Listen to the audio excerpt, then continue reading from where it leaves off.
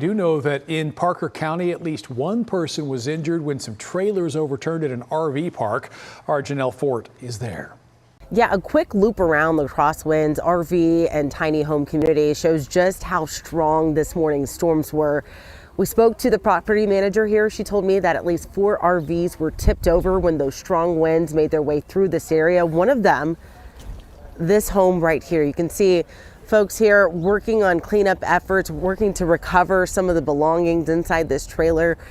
We're told that the only injury that happened in this community from that storm this morning was the woman who lives in this RV.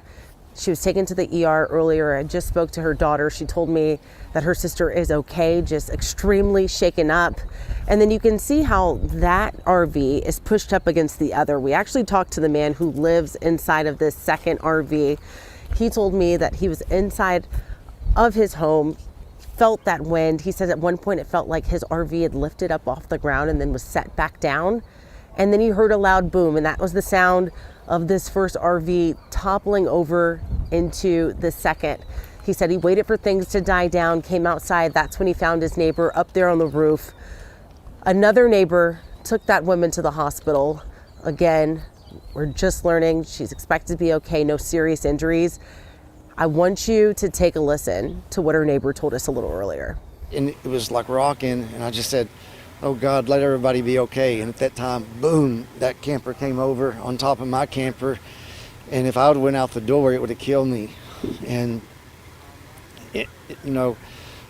I just felt it blow, and I thought, oh my God, I hope they don't all start tumbling. That's all I could think is, I hope they don't start tumbling. And that was pretty much the end of it. And as you can imagine, an extremely terrifying moment for the folks who live here in this community. They told me that they thought it might have been a tornado.